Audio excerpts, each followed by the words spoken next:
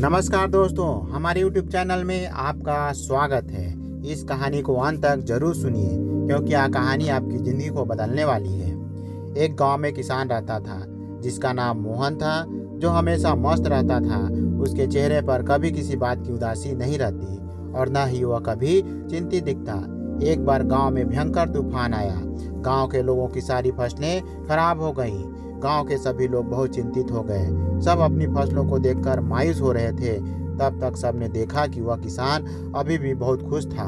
उसे कोई भी चिंता नहीं थी। लोगों ने मोहन से पूछा, क्या बात है मोहन, तेरी सारी फसलें खराब हो गई, तुझे अभी भी चिंता नहीं है, तू इतना खुश कैसे है? उसने कहा, इसमें उदास होने वाली क्या बात है? उसने कहा, चिंता छोड़ दो भाई, हमेशा मस्त रहना सीखो, हंसते रहना सीखो। गांव वाले बोले, इसमें भला मस्त रहने जैसा क्या है? कैसे हम मस्त रह सकते हैं? हमारा तो नुकसान हो गया, फसलें खराब हो गई, अब हम क्या खाएंगे? अपना जीविका कैसे चलाएंगे? और इसमें भला हम कैसे मस्त रहें? अब तू ही बता, क्या तुझे कभी किसी बात की चिंता नहीं होती? तू हमेशा खुश कैसे रह लेता है?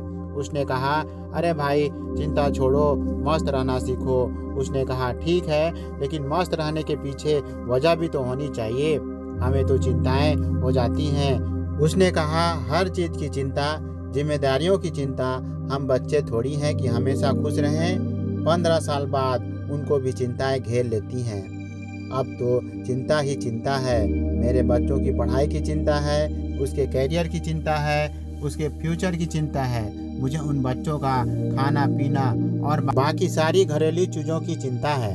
तो भला इंसान को कैसे खुश रहे? उसने कहा, खुश रहना एक कला है और मस्त रहना अपने आप में यह सोच है। गांव वालों ने बोला, तो क्या तुम हमें यह कला सिखा सकते हो कि हम भी हमेशा खुश और मस्त कैसे रह सकते हैं? उसने कहा, हाँ, मैं तुम्हें एक मज़ेदार कहानी सुनाता हूँ, ध्यान से सुनो। बचपन की बात है, मैं अपने पिता के साथ एक बार जंगल के रास्ते से शहर जा रहा था क्योंकि हमें फसलों को बेचना था। क्योंकि उस समय मेरे पिताजी काफ़ी परेशान रहते थे। घर में बिल्कुल भी धन नहीं बचा था। अब तो फसलों को बेचना ही आखिरी हल था। शहर जाते जाते शाम हो गई और जंगल में काफ़ी अंधेरा हो गया। रास्ता तो दिख ही नहीं रहा था। उस दिन भी ऐसे ही आंधी आई थी। तब तक हमारी बैलगाड़ी का पहिया जमीन में धंस गया और हम वहीं फंस गए। पापा ने पहिया बहुत निकालने की कोशिश करी, लेकिन वह निकला नहीं। अंत में थक गए, हम हार गए, हमें कोई रास्ता नहीं दिखाई दिया। अब हम भूख प्यास से परेशान होने लगे और हमें डर लगने लगा। मैंने पापा से कहा, पापा मुझे बहुत डर लग रहा है। पापा ने कहा, चिंता की कोई बात नहीं, मैं तेरे साथ हूँ, तू क्यों चिंता कर रहा है? लेकिन उनके कहने से मुझे कोई असर नहीं हुआ और मैं डरने लगा क्योंकि जंगल में बहुत आवाज़ आ रही थी और वह जंगल बहुत ही वीरान था। पापा ने कहा, डरते नहीं हैं। काफ़ी प्रयास करने के बाद हमने फैसला किया कि आज रात हम यहीं बिताएंगे। सुबह जैसे होती है फिर हम बैलगाड़ी को निकालने की कोशिश करेंगे, फिर देखते हैं क्या कैसे करना है। लेकिन बात सुबह की नहीं थी।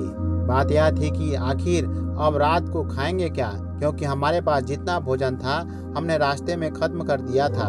हम दोनों बैठकर कुछ सोच ही रहे थे, तभी एक कुटिया दिखाई दी जिसमें से प्रकाश की रोशनी आ रही थी। पापा ने बोला, तुम यहीं पर रुक कर आराम करो, मैं अभी कुछ देखता हूँ, शायद कोई मदद के लिए उपाय मिल जाए। पापा फिर चले गए और मैं वहीं पर बैठ के डर के मारे रोने लगा।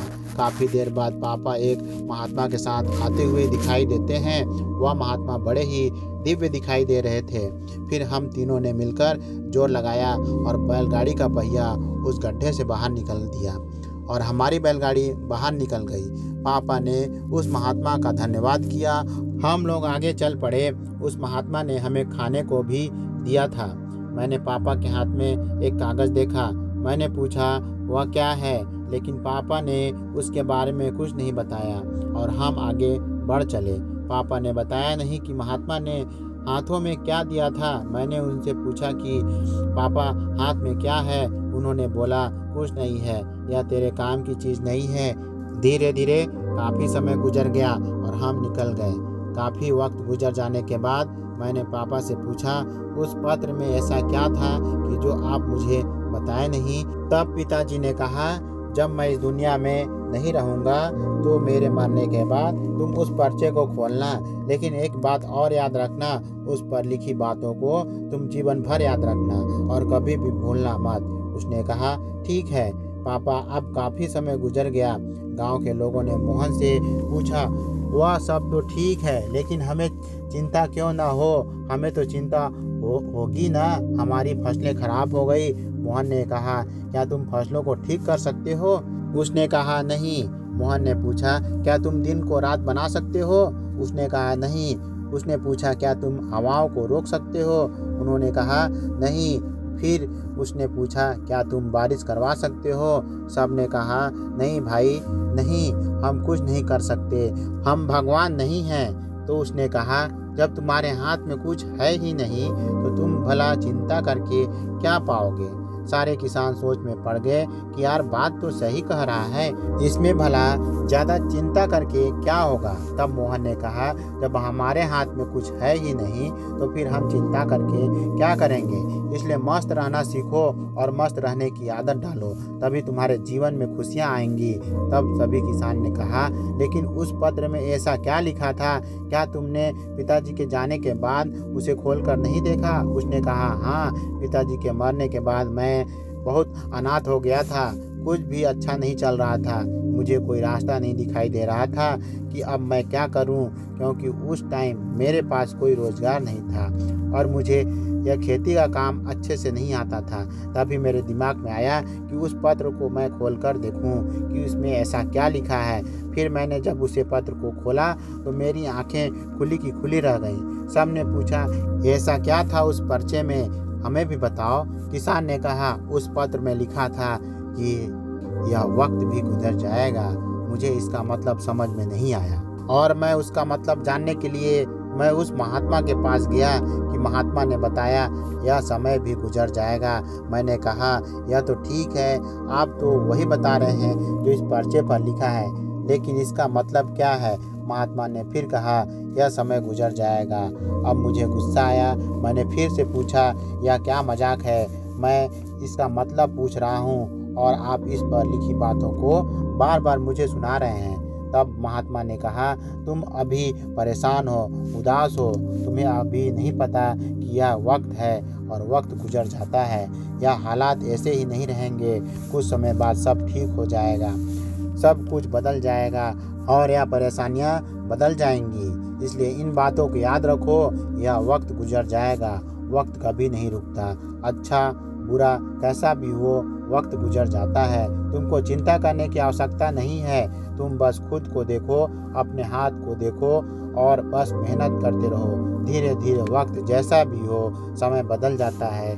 और गौर से देखो, तुम्हारे हाथ में कुछ भी नहीं है, तुम बेमतलब में फालतू की चिंताएं कर रहे हो, फालतू की मुश्किलें को और बुरा बना रहे हो, जो किसी भी तरह से हल नहीं होने वाली।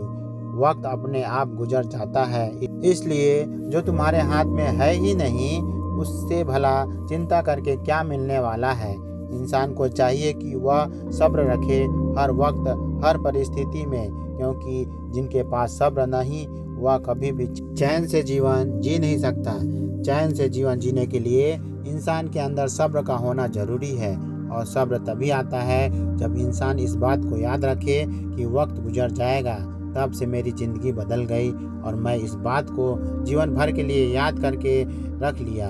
अब जो कुछ भी होता है मैं चिंता नहीं करता, बस मेहनत करते रहता हूँ, कोशिश करता हूँ चीज़ों को ठीक कर सको, लेकिन जो मेरे हाथ में है ही नहीं मैं उसको चिंता करके भला क्या करूँ। इसलिए मैं अब मस्त रहता हूँ और लोगों से यही कहता हूँ कि मस्त रहो, ज़्यादा चिंता मत करो और ज़्यादा सोचो मत। जीवन चल रहा है, जीवन गुजर रहा है और जीवन गुजर जाएगा। बाकी अगर यह कहानी अच्छी लगी हो तो इस वीडियो को लाइक करें और ऐसी कहानी सुनने के लिए हमारे YouTube चैनल को सब्सक्राइब करें। तब तक मिलते हैं एक ऐसी ही प्रेरणादायक कहानी के साथ अगले दिन। धन्यवाद।